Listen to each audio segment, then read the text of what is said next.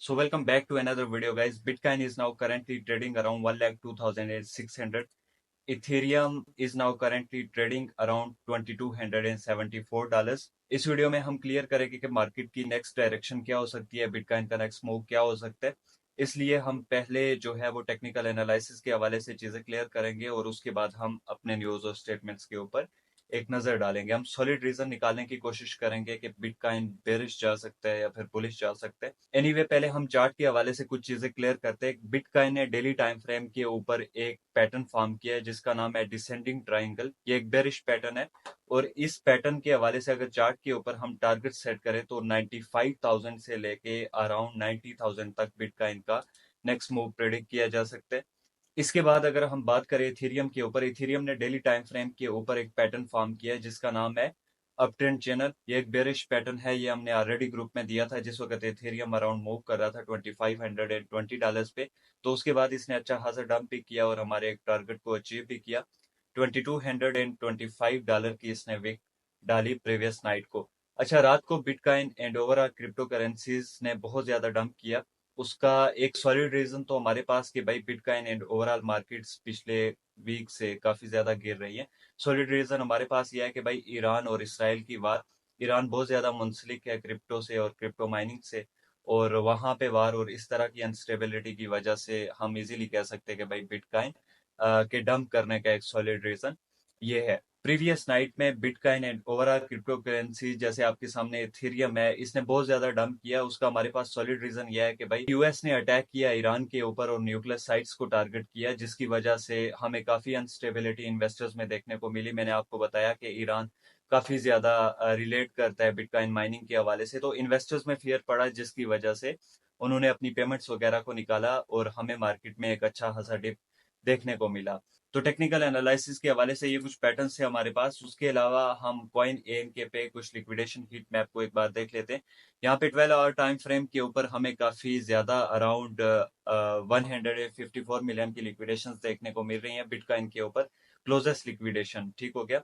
और इथेरियम के ऊपर बात करें, इथेरियम के ऊपर हमें फिलहाल तो लॉन्ग लिक्विडेशंस देखने को मिल रही हैं, बट जैसे ये ऊपर की तरफ पंप करता है तो हमें लिक्विडेशंस नीचे देखने को मिलेंगी। पंप करेगा, रिटेलर्स जाके पेमेंट वगैरह लगाना शुरू करेगा।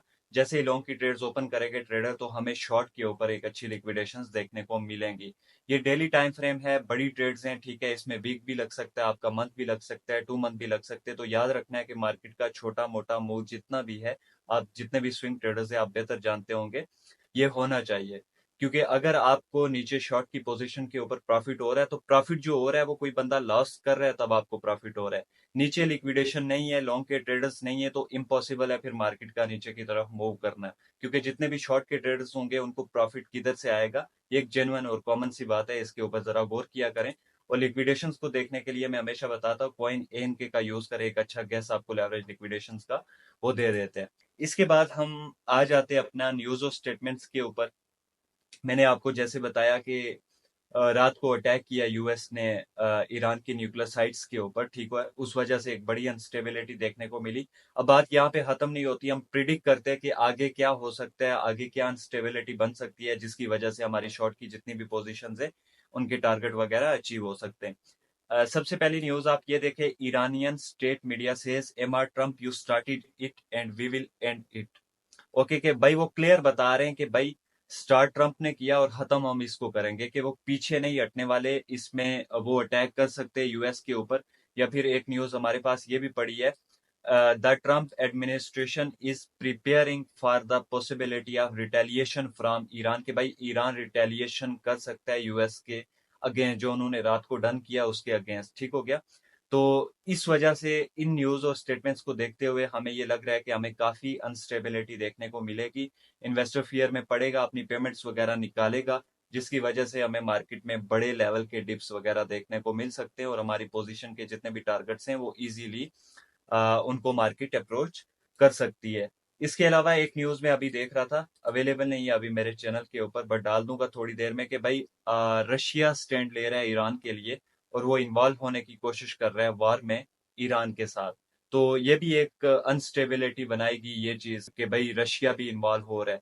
इस वजह से काफी अनस्टेबिलिटी देखने को मिल सकती है और मजीद हमें एक अच्छा और वैलिड रीजन देखने को मिल रहा है कि भाई इस वजह से अनस्टेबिलिटी होगी मार्केट में और मार्केट नीचे की तरफ मूव कर सकती है। अच्छा, ये कुछ टेक्निकल एनालिसिस के हवाले से और कुछ फंडामेंटल और न्यूज और स्टेटमेंट्स के हवाले से मेरे एनालिसिस हैं। हम लॉन्ग टर्म ट्रेड्स करते हैं, स्विंग ट्रेड्स करते हैं, अपनी ट्रेड्स को होल्ड करते हैं और मार्केट का बड़ा मूव भी है, छोटा मूव भी है, हमें इम्पैक्ट नहीं पड़ता क्योंकि हम होल्ड करते हैं अपनी ट्रेड्स को। इसके अलावा जिन लोगों के पास पेमेंट्स वगैरह कम है वो कोशिश किया करे कि एसएल यूज करें अपनी ट्रेड के ऊपर और एसएल यूज करते हुए अपनी ट्रेड को कंटिन्यू करें। ये कुछ मार्केट के एनालिसिस थे जो मैंने आपके सामने रखे।